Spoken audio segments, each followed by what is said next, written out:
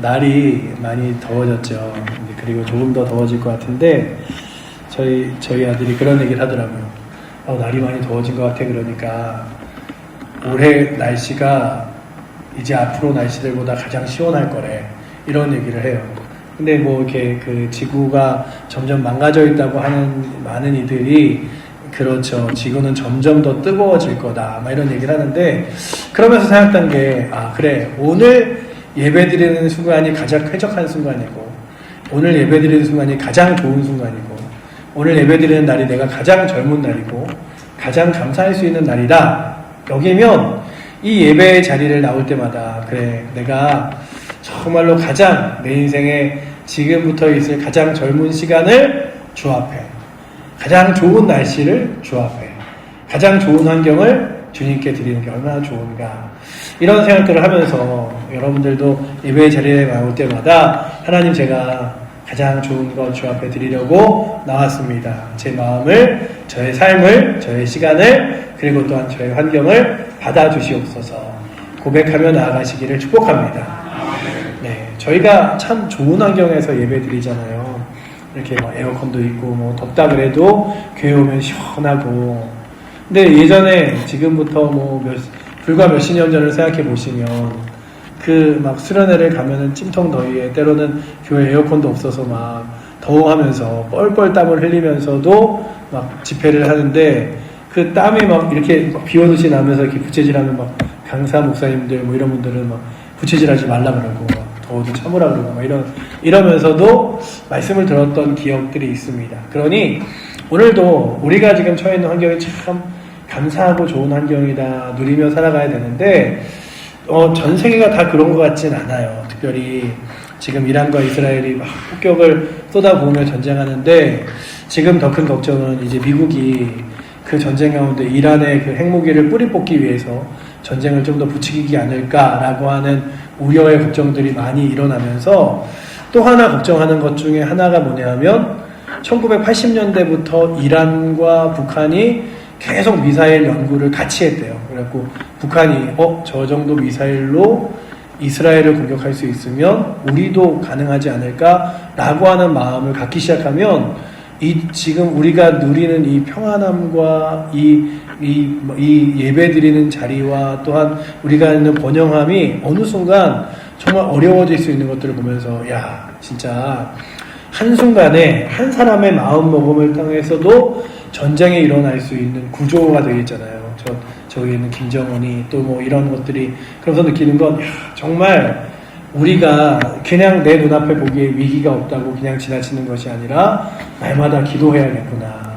나라를 위해서도 또한 정치를 위해서도 경제를 위해서도 그리고 또한 이 주변의 안타까운 영혼들을 위해서도 그리고 또한 내 자신을 위해서도 기도해야 되는 건 우리는 늘 앞으로의 일들을 알지 못하기 때문입니다. 근데 바울을 바라보는 사람들의 마음속에 어떤 마음이 있었냐 하면 바울이 감옥에 있어서 너무 안타깝다. 고통스럽겠다. 아니 그러면서도 뭐 그런 사람도 있었겠죠. 아니 예수를 열심히 믿고 전하면 뭐해?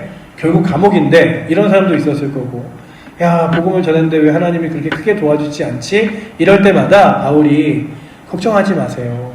여러분들 제가 이렇게 감옥에 있는 이유는 분명합니다. 하나님 나라와 복음을 전하기 위해서고요. 그 하나님께서 제게 그 감옥에 처해 있는 이 환경보다 훨씬 더 좋고 영광스러운 것을 보여주셨기 때문에 제가 스스로 감옥에 간다 해도 그리고 또한 어려움을 당한다 해도 이 복음 전하는 일을 포기하지 않고 하는 일입니다.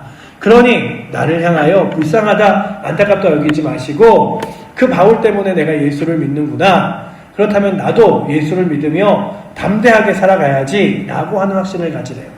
그러니 오늘도 우리들이 성경을 읽을 때마다 복음을 듣고 복음을 전하다가 힘겹고 어려운 삶을 살아가신 분들을 볼 때마다 그래 나도 난 힘든 거 못해 어려운 거 못해 이게 아니라 나도 그렇게 복음을 들고 주를 위하여 하나님 나라를 위하여 살아가야지 라고 마음 먹을 수 있는 은혜가 오늘도 이 수요예배 나오신 여러분들에게 있기를 축복합니다.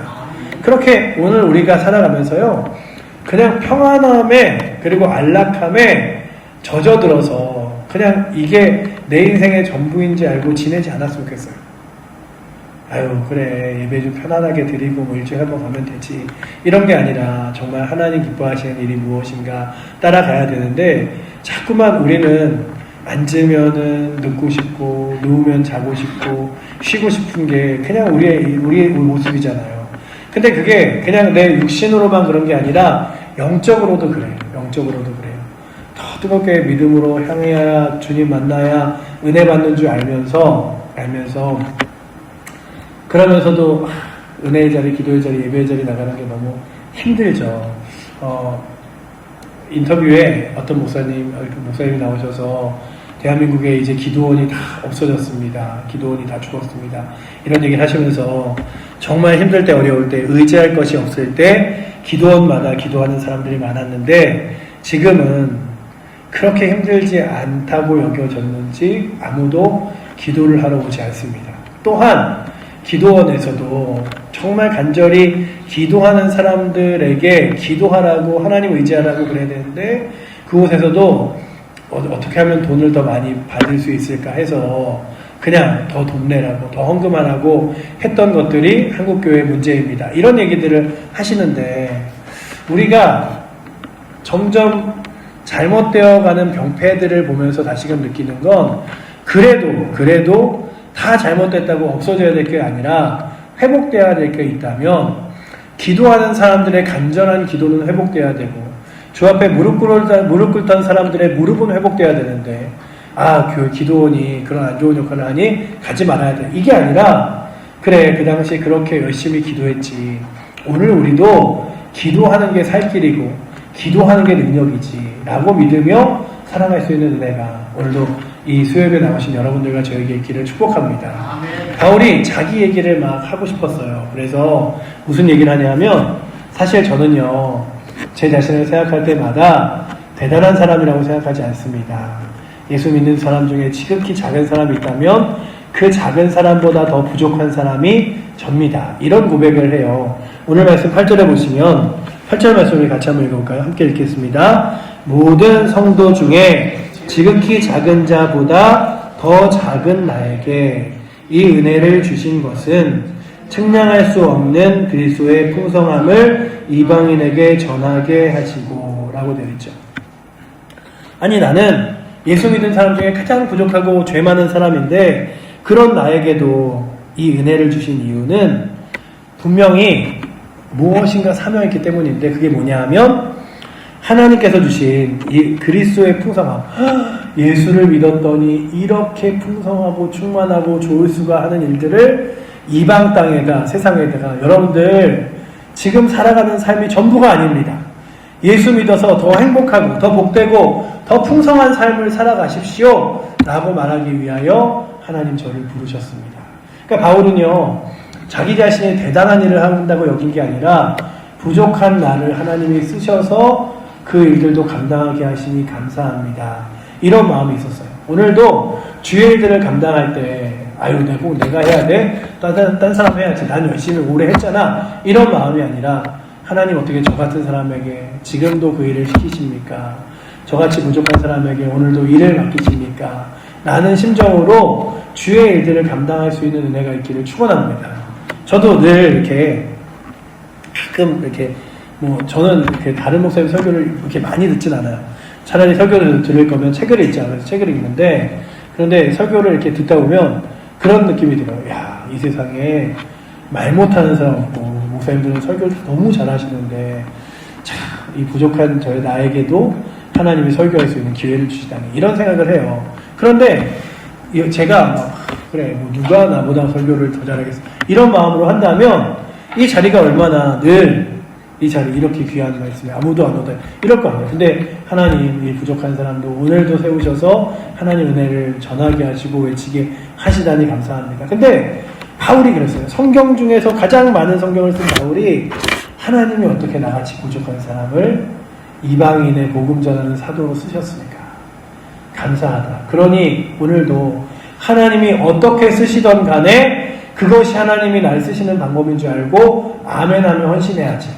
그러니 여러분들 제가 감옥에 있다고 해서 안쓰럽다고 여기지 마세요. 하나님이 나를 감옥에 보내신다면 그것도 저는 감사한 곳입니다. 그것도 저는 하나님 은혜입니다. 라고 고백하는 거예요. 그리고 날마다 예수님을 생각할 때마다 그 예수를 깊이 생각할 때마다 너무 귀한 거예요. 특별히 바울은요, 구약 성경을 너무나 잘 알고 있었던 사람입니다. 어릴 때부터 구약 율법에 대해서 배웠고요. 가말리엘 문화생이라 구약에 대해서 더 자세히 공부했고 구약 성경을 가르치는 사람이었어요. 그런데 그가 이 예수를 만난 이후에 그 구약의 성경들이 하나하나 깨달아지는데, 야, 이 구약의 모든 역사가 예수 그리스도를 바라보고 있구나. 그래서요, 여러분들, 그냥 주일학교 아이들에게 쉽게 얘기할 때 그러잖아요. 성경은 둘로 나누는데 하나는 구약, 또 하나는 신약. 구약은 무슨 말씀일까요? 그러니까 주일학교 아이들로 하면 이렇게 얘기해요. 예수님이 오신대. 그럼 신약은 뭘까요? 예수님이 오셨대. 우리가 좀 어렵게 얘기하면 오신 예수잖아요. 그러니까 예수님이 오신대 라고 하는 것들에 대하여 바울이 어쩜 그 아담과 하와 때부터 있는 이 말씀 전부가 예수 그리스도를 향하여 가르치고 있을까? 이 모든 손가락이 예수 그리스도를 가르치듯이 구약에 있는 39권의 말씀이 예수 그리스도를 가르치고 신약의 27권이 예수를 가르쳐서 성경 전체 66권이 예수 그리스도의 이름으로 하나 되게끔 만드는 게 너무 풍성하고 감사한 거예요. 야, 이 은혜를 내게 깨닫게 하시고 이걸 나한테 이제 유대인이 아니라 이방인들에게도 전하게 하셨다니 너무 감사하다. 그래, 내가 가서 때로는 매를 맞을 때도 있어. 가서 내가 때로는 외면당할 수도 있어. 하지만 그거보다 중요한 건 하나님이 나 같은 사람을 사용하신다는 게 감사한 거지. 여러분들 전도를 할 때마다 그런 생각 드시잖아요. 아유, 전도 이거 쉽지도 않은데 왜 하나님이 나한테 이렇게 부담 주실까? 교회 오면은 교회 다 좋은데 부담을 주는 게 가장 문제예요. 아니, 교회 오면은 기도하라 그러지, 예배 드리라 그러지, 그리고 뭐 헌금 생활하라 그러지, 전도하라 그러지. 교회에 너무 부담을 주는 것 같아요. 그래서 제가 예전에 어떤 그 다큐멘터리 방송을 보다가 땅을 이렇게 혼자 아이고야 이런 적이 있어요.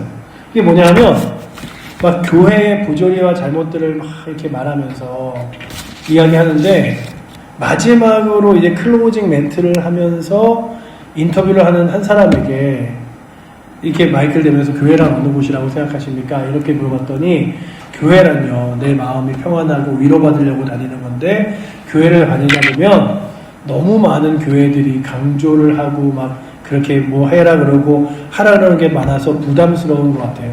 그건 사실 교회가 아닌 것 같아요. 이런 얘기를 하는데 제가 우와, 이 모든 것들을 부담으로 여기고 내가 좋을 때 나가고 내가 불편할 때 쉬고 내 마음이 평안함을 얻기 위해서 여러분들 교회는요, 여러분들의 마음을 평안함을 얻기 위해 나오는 곳이 아니에요.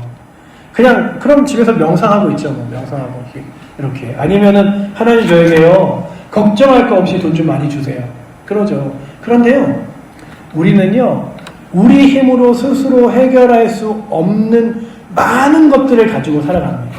그 스스로 해결할 수 없는 모든 문제들을 해결하실 수 있는 예수 그리스도를 만나 그 예수 그리스도와 함께 삶을 살아가며 그분이 하시던 일들을 우리가 부여받아 사명이라고 생각하며 살아가는 게 믿음의 삶이에요. 여러분들, 우리 스스로 가장 먼저 우리 자신을 구원할 수 없습니다. 우리 자신을요, 하나님 나라로 저 영원한 하나님 거룩한 곳으로 이끌 어떠한 힘과 능력도 아무것도 없어요. 그러니 이렇게 다시 다른 말로 하면 우리는 우리 스스로 우리의 죄를 용서할 수 없습니다. 우리의 죄를 깨끗이 씻을 수 없습니다. 제가 100번도 넘게 잘못하고 얘기했으니 이제 제 잘못한 거 씻은 거 아닌가요? 여러분들, 세상적으로는 감옥에 갔다 오면 아니면 빚진 것을 갚으면 죄를 씻은 바 될 수도 있겠지만 하나님 앞에서의 죄는 결코 씻지 못합니다. 그런데 주 예수 그리스도께서 날 위해 십자가에 돌아가심으로 우리의 모든 죄를 씻어주시고 우리로 하여금 하나님의 자녀 삼으신 다음에 내가 할 수 없는 일들을 하나님이 하게 하셨잖아요. 먼저 뭔지 아세요? 이 예배의 자리가 그런 자리예요. 내가 하나님을 높여드릴 수 있는 어떠한 권력도 능력도 힘도 갖고 있지 않았어요. 그런데 하나님의 자녀가 삼으셔서 우리가 찬양을 함으로써 예배를 드림으로써 하나님을 높여드리잖아요. 여러분들 이 자리가요 그냥 있는 자리라고 여기지 마세요. 하나님을 높여드리는 자리예요. 하나님은 살아계십니다. 하나님은 온 세상과 온 우주의 주인이십니다. 그리고 나의 삶을 이끄시는 주인이시며 하나님이 때문에 내가 살아갈 수 있는 살아계신 주인이십니다라는 고백이 바로 예배의 자리예요.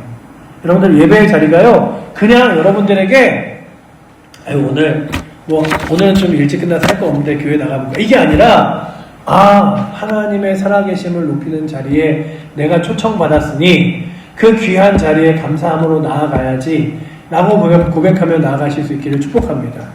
이 자리 정말 귀한 자리예요. 이 자리에 여러분들이 왔다는 것 자체가 은혜, 그리스도의 풍성함을 누리는 거고요. 하나님을 높여드릴 수 있는 존재가 누가 있어요? 하나님을 높여드릴 수 있는 존재가 바로 저와 여러분들 이 자리에 있는 이들이 하나님을 높여드리는 거잖아요.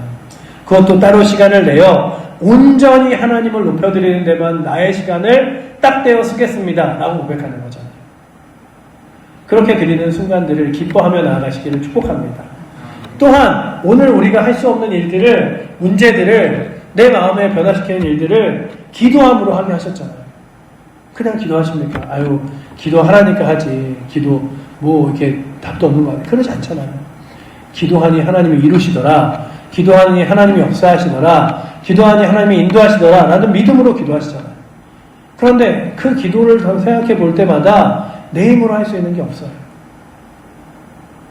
제가 며칠 전에 이렇게 신문을 보다가 신문에 우리나라에서 로또를 당첨된 사람들 이야기가 나오는데 첫 번째 사람이 214억을 로또에 당첨됐대요. 그래서 세금 내고 180몇 억을 받았는데 그 돈을 얼마 만에 다 쓰고 사기꾼이 돼서 감옥에 갔냐 하면 6개월 만에 다 쓰고요. 사기꾼이 돼서 감옥에 갔대요. 보면서 딴 사람들이 어디에 좀 투자하세요. 투자했는데 돈 다 잃어버리고 그리고 자기가 돈 다 있다는 식으로 사람들한테 말하며 거기 같이 투자하게 해서 돈 이렇게 하고 막 이래서 이 180, 그래서 제가 평생 어떻게 내 통장에 찍혀볼 수도 없는, 생각해볼 수도 없는 돈을 여러분들 돈이 많다고 해서 그가 모든 문제와 모든 어려움을 해결하는 건 아니에요. 그러니 여러분들 돈 많은 사람 부러워하지 마시고 예수 믿는 사람이 가장 큰 능력이고 영광인 줄 알고 날마다 걸어가시기를 축복합니다. 그래서 우리에게 기도의 자리가 있잖아요. 여러분들 왜 괜히 이렇게 열심히 기도하자, 열심히 전도하자, 열심히 예배하자, 이게 우리에게 주어진 영광과 특권과 같은 것이기 때문이라면 그렇게 믿음으로 나아가시기를 축복합니다.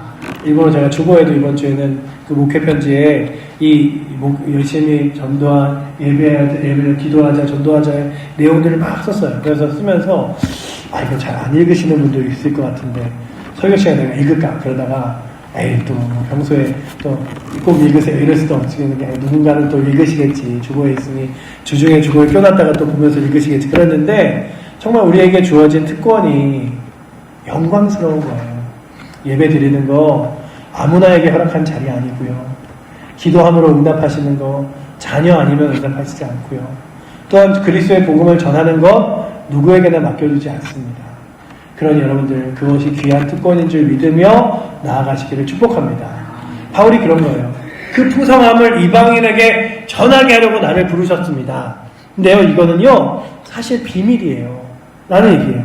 그 다음 구절 한번 읽어보도록 하겠습니다. 영원부터 만물을 창조하신 하나님 속에 감추어졌던 비밀의 경륜을 어떠한 것을 드러내게 하려 하심이라. 그 깊은 비밀을 끄집어내어 이제 보여주시는 거예요. 예수 그리스도를 통하여 구원받을 수 있는 이 비밀. 여러분들 지금 이제 그 유대인들과 그 이란과 이스라엘이 싸우는데요. 그냥 전쟁 자체가 너무 안타깝잖아요. 근데 이스라엘은요 구약 성경을 갖고 있습니다. 그리고 그 이란은요 잘못되어 있는 코란이라고 이야기하는 그 잘못되어 있는 이단과 같은 그 성경을 들고 있어요. 그런데 그들 모두가 누구의 이름을 고백하냐 하면 살아계신 유일하신 하나님을 고백합니다.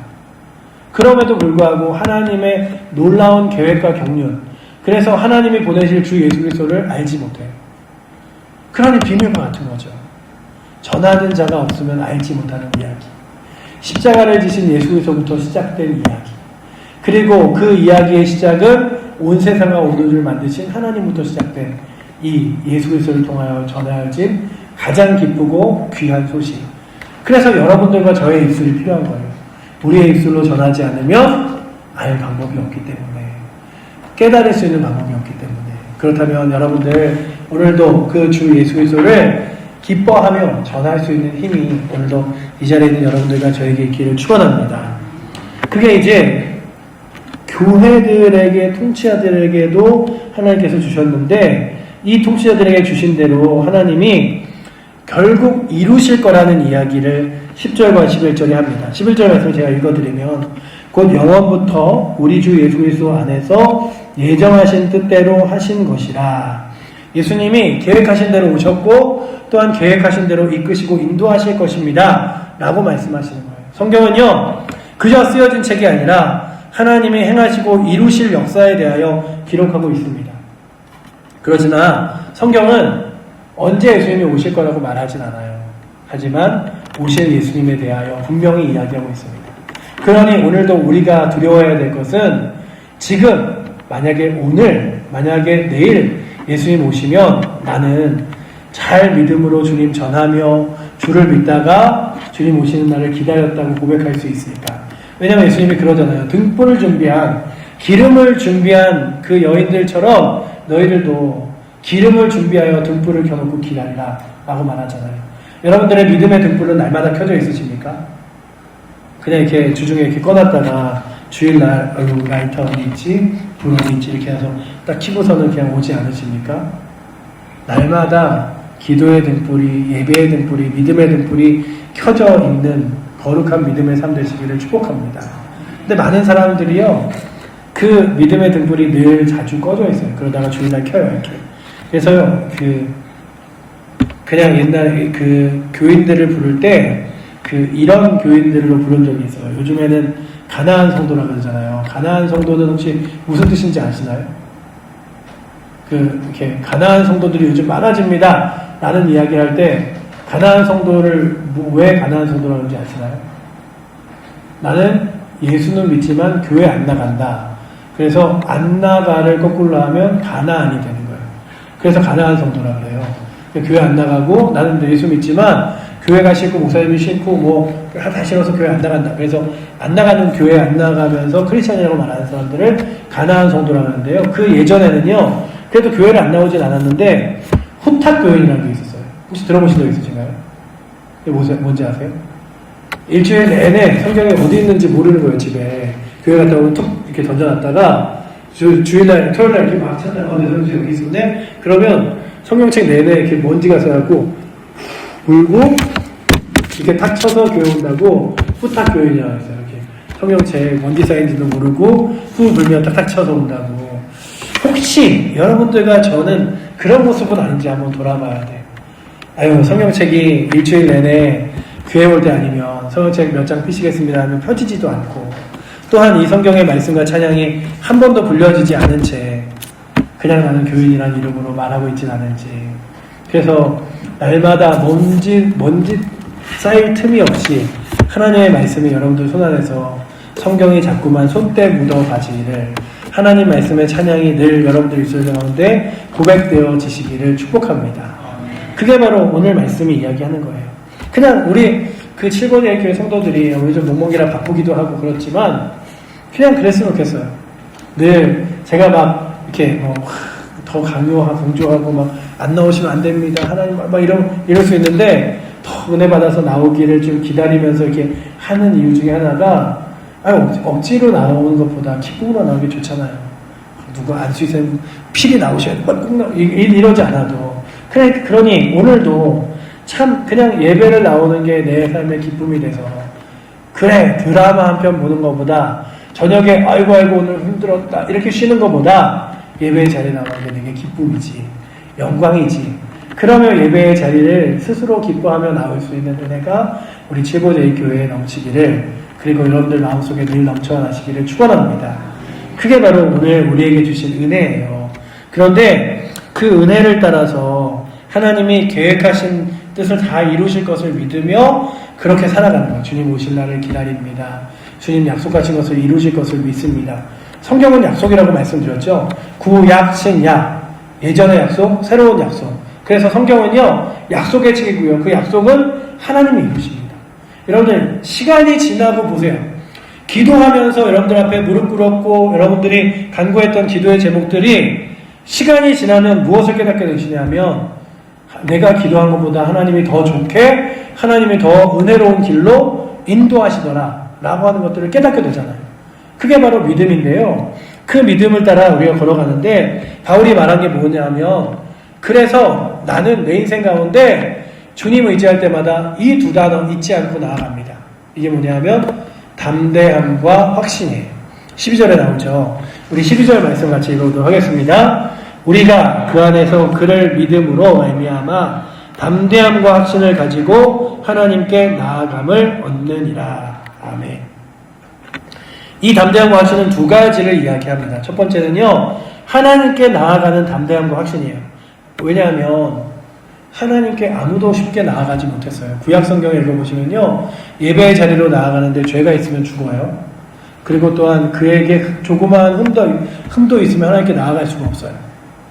그래서 예수님을 만나거나 하나님을 만나는 대부분의 사람들이 고백하는 게 그거잖아요. 주님, 나를 떠나서서 나는 죄인입니다.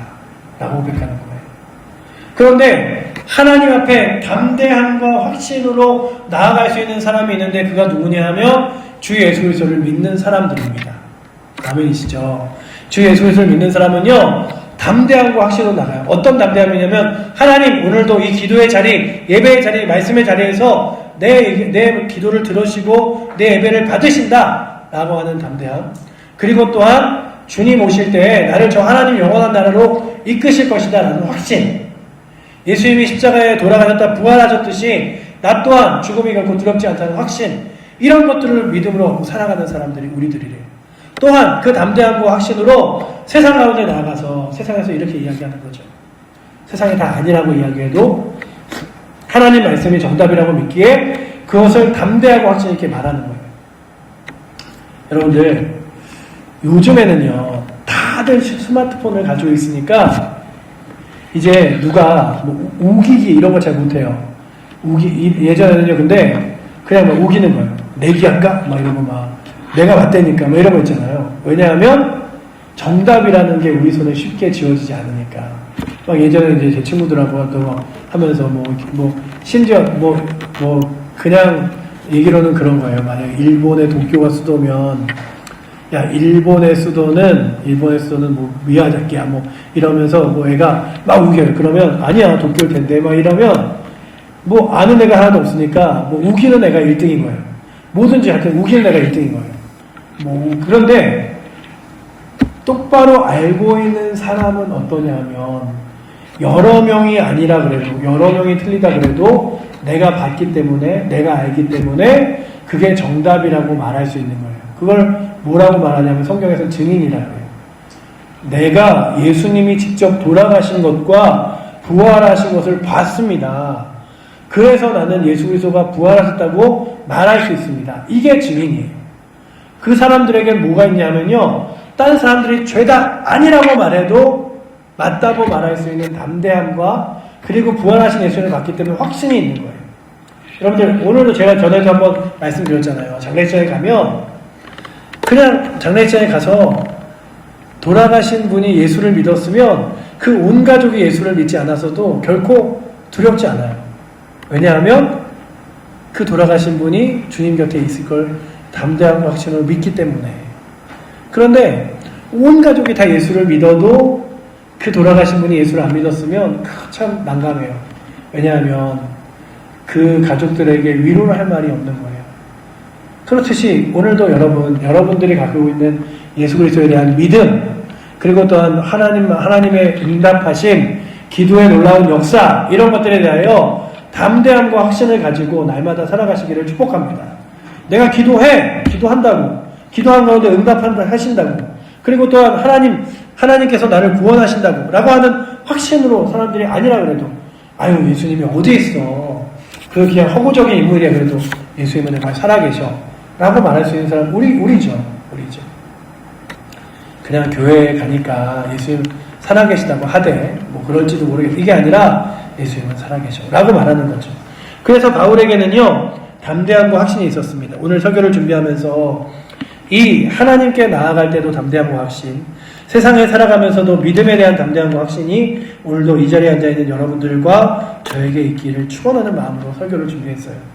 그렇다면 오늘도 이렇게 집에 돌아가실 때 저는 늘 한 단어만이라도 좀 잘 붙들고 갔으면 좋겠다라는 마음이 있어요. 오늘 새벽에는 여디디아에 대하여 하나님이 사랑하는 자라는 그 단어를 제가 이 한 단어라도 잊지 않고 성도들이 돌아갔으면 했는데 오늘 이 오후 저녁에는 담대함과 확신이라는 단어를 잊지 마시고 꼭 마음속에 붙들고 돌아가실 수 있는 은혜가 오늘도 이 수협에 나오신 여러분들에게 그리고 우리 모든 칠보녀의교 성도들에게 있기를 축복합니다. 그래 내가 예수 믿는 거 누가 다 아니라고 말해도 나는 담대해. 그래서요 예전에 전쟁터에서 그 재앙리 사건에 그 예수 믿는 사람들 다 모아놓고 교회를 불태워 죽일 때도 그들이 너무 고통스럽게 죽었지만 그 안에서 내가 예수를 믿는다고 고백할 수 있었던 담대함이 뭡니까? 확신이 있었기 때문이죠. 그렇다면 오늘도 여러분들의 삶에 하나님 함께 하심과 하나님이 여러분들의 삶을 이끄심과 책임지심을 담대함과 확신으로 믿으며 걸어가실 수 있기를 축복합니다. 누가 뭐래도 하나님 살아계셔. 누가 뭐래도 주 예수 그리스도가 구원자 되시고 이 온 우주와 온 세상은 하나님의 손길 안에 있어. 제가요 진화를 말하는 사람들이 이번 주에 주장하는 유튜브 영상을 보다가 그 사람들이 그런 얘기를 하더라고요. 여러분들 원숭이가 사람이 된 게 아니라 원숭이는 진화해서 원숭이가 된 거고 사람은 진화해서 사람이 된 겁니다. 이런 얘기를 하는데 그런 얘기를 하더라고요. 그러면서 무슨 말을 하냐면 원숭이는 진화의 끝이고 사람도 진화의 끝인데 원숭이에서 사람으로 이렇게 변화된 게 아니라 그 가장 좀 이렇게 더 미흡한 원숭이의 모습에서 원숭이로 자란 거다 이런 얘기를 하면서 그들에게 결국 과학이 보여주는 것 원숭이와 사람이 다르다는 건데 그러면서도 진화를 인정하려면 원숭이의 더 이렇게 좀 이렇게 모자란 모습 사람에게도 막 오스트라피테쿠스 뭐 이런 거 있잖아요. 더 유인원과 같은 모습을 말하면서 원숭이와 사람은 종이 틀리다 하지만 결국 원숭이는 원숭이고 사람은 사람이다 라고 말하는 그들의 결론들을 보면서 느낀 게 그들은 결국 알지 못하는구나. 하나님은 원숭이를 만드셨고 하나님은 강아지를 만드셨고 하나님은 사람을 창조하신 거지 강아지가 물고기가 원숭이가 사람이 된 게 아니라는 사실을 이제 과학자들도 점점 더 과학이 발전되면서 알아가는 거예요. 그렇다면 오늘도 이 자리에는 여러분들이 가지고 있는 믿음 그리고 하나님이 온 우주와 온 세상을 만드셨음을 세상이 우긴다 하여도 결코 흔들리지 않고 담대함과 확신으로 여러분들의 믿음을 붙들며 나아가실 수 있기를 축복합니다. 다들 그렇게 얘기해야 돼? 아니에요. 괜찮아요. 다들 얘기해도 우리는 무엇을 가지고 말하냐면 하나님 말씀이 그렇게 이야기하잖아. 하나님 말씀이 그것을 증명하잖아 라고 하는 말씀이라면 하나님 말씀으로 담대함과 확신으로 살아가실 수 있기를 축복합니다. 그래서 바울이 이렇게 이야기하는 거예요. 그러니 하나님 말씀으로 담대함과 확신으로 살아가는 나를 걱정하지 마라. 너희는 그러고 또한 내가 감옥에 있다고 낙심하지 마라. 우리 마지막 절 13절 한번 같이 읽어보도록 하겠습니다. 그러므로 너희에게 구하노니 너희를 위한 나의 여러 환난에 대하여 낙심하지 말고 이는 너희의 영광이니라. 내가 감옥에 갇혔다고 낙심하지 마. 내가 감옥에 갇힌 게 영광스러운 증거야. 야! 누군가는 감옥에 갇혀도 누군가는 매를 맞아도 확신과 담대함으로 살아가네. 그래, 내가 믿는 예수 그리스도가 진리이기 때문이구나. 그러니 나도 예수 그리스도 붙들고 살아가야지. 그러니 여러분들 예수를 위하여 때로는 고통도 때로는 예수를 위하여 자신의 삶도 내어던진 이들을 보며 나도 저 고통 당하기 싫어서 안 믿어야겠다. 그렇게 열심히 믿지 말아야겠다. 이게 아니라 그것이 확신과 담대함이 되어 더 크게 예수 그리스도를 믿으며 영광이 되는 은혜가 있기를 축원합니다. 그가 그렇게 예수를 믿었다면 나도 그렇게 예수 그리스도를 붙들고 살아가리라 라고 고백하며 믿음의 길을 걸어갈 수 있는 은혜가 오늘도 이 수협에 나오신 여러분들에게 넘치기를 축원합니다. 기도하겠습니다. 사랑하는 하나님 감사합니다. 오늘도 담대함과 확신으로 주 앞에 나아가 예배하기 원합니다. 담대함과 확신으로 주 예수 그리스도가 주실 하나님 나라와 영광을 붙들며 살아가기 원합니다. 세상 누군가가 아니라 하여도 확신 있게 주 예수 그리스도가 온 우주의 주인이시고 생명이시며 구원자이심을 자랑하고 고백하며 확신하며 살아가도록 주님 우리를 붙들어 주시옵소서. 우리 가운데 그 귀한 믿음 주신 살아계신 예수 그리스도 이름으로 기도드립니다. 아멘.